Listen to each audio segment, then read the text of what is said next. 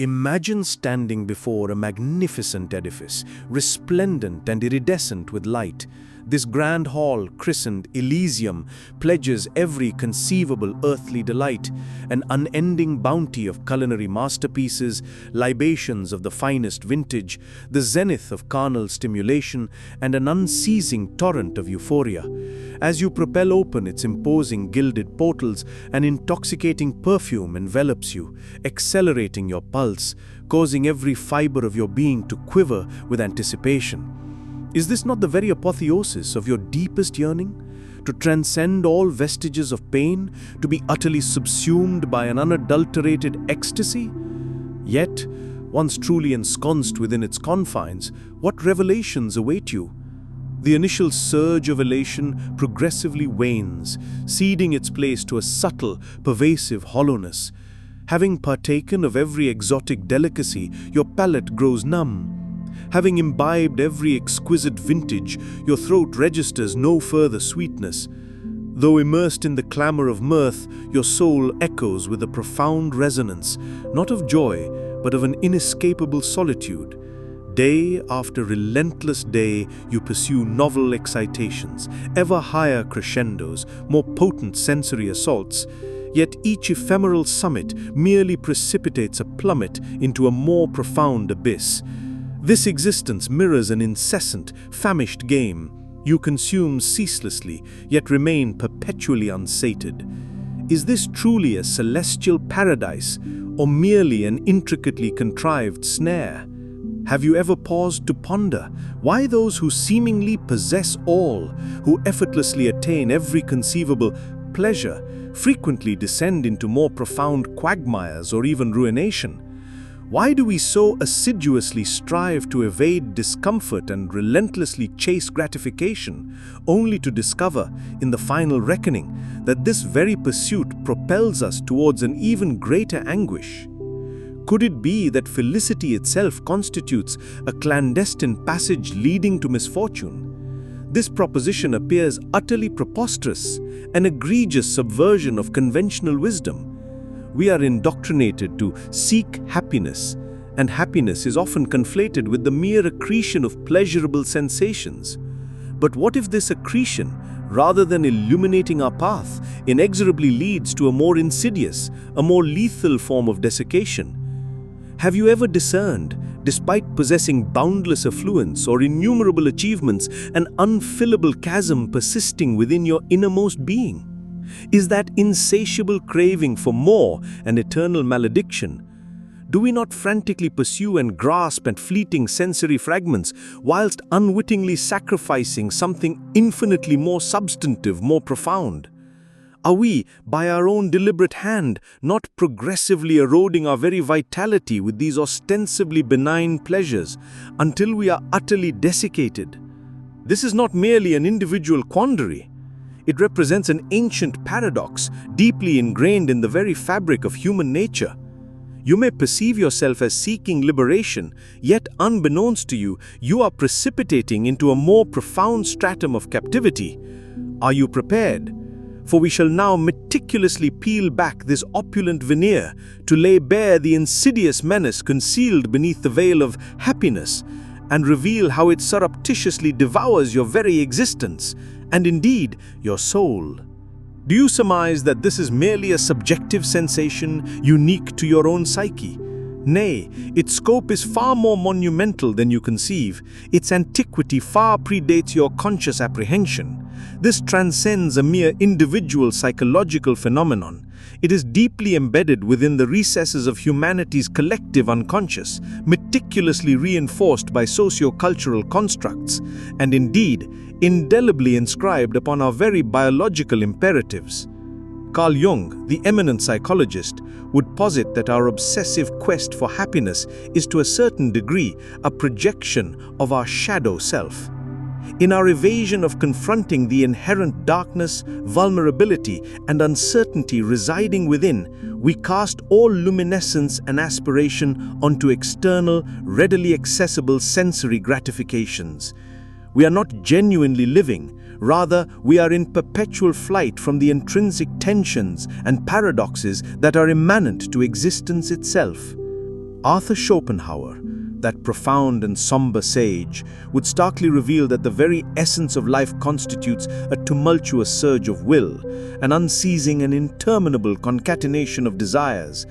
Joy, in his austere philosophy, is but a fleeting respite following the provisional satiation of a craving, a brief cessation swiftly supplanted by the emergence of new, insatiable appetites.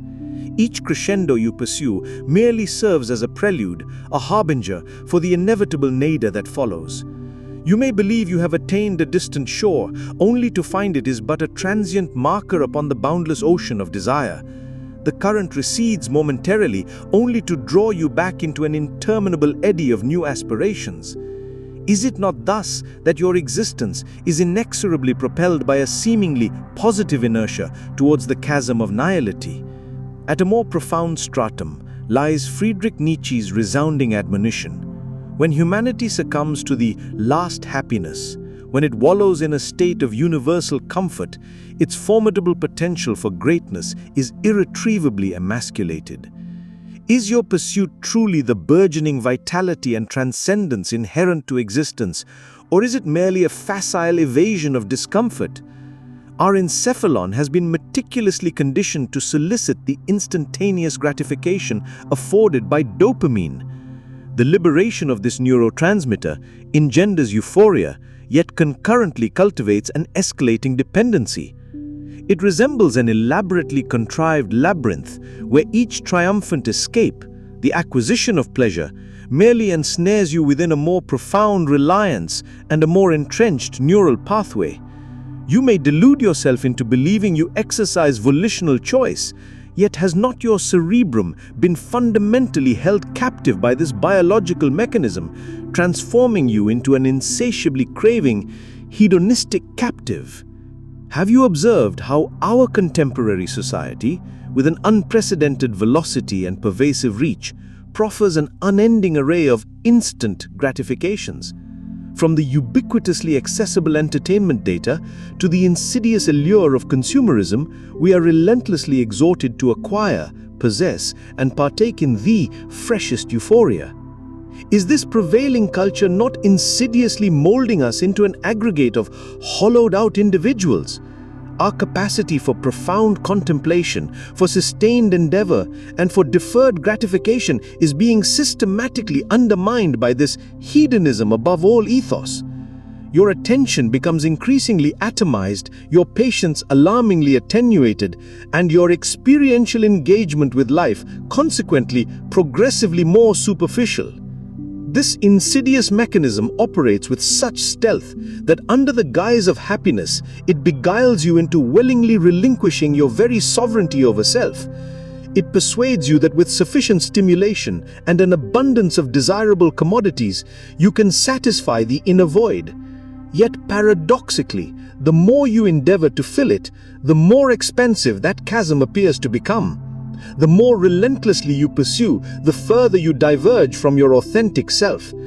Do you not sense an unprecedented weariness, an ineffable disquietude, subtly draining the very lifeblood, the most precious fuel from your existence? Have you not yet apprehended this truth? This merely represents the visible apex of a vast submerged peril. A far more dire erosion looms unseen. How does this relentless pursuit of ephemeral gratification surreptitiously sculpt your individual destiny and indeed the very edifice of societal structure? You may harbor the conviction of exercising agency, yet in verity, your neural pathways are being meticulously orchestrated by artfully designed feedback loops. Cognitive biases such as loss aversion and present bias are ruthlessly exploited.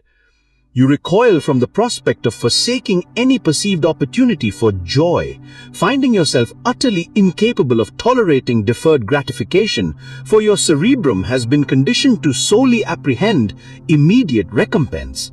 This constitutes an unceasing reward and punishment paradigm wherein the punitive element is not pain itself, but rather the sheer absence of pleasure, a perceived deprivation, a sense of lack, proving more intolerable than suffering itself. Have you ever contemplated why you find yourself scrolling through digital interfaces for hours on end? or why certain habits, despite their acknowledged detriment, prove so recalcitrant to abandonment. This is not indicative of an attenuated will, but rather the flawless exploitation of your brain's primal responses by technological and commercial behemoths. The commodities and services they architect are meticulously designed to optimize your instantaneous gratification, concurrently fostering an indomitable dependency. Your cognitive focus is fractured, your ratiocinative faculties enfeebled, and your judgments progressively more impetuous, all calculated to render you more susceptible to the allure of pleasure's enticement. You may perceive yourself as relishing liberty, yet your temporal and energetic reserves are being incrementally siphoned away, diverted into the pursuit of those illusory, transient satisfactions. This mechanism extends beyond the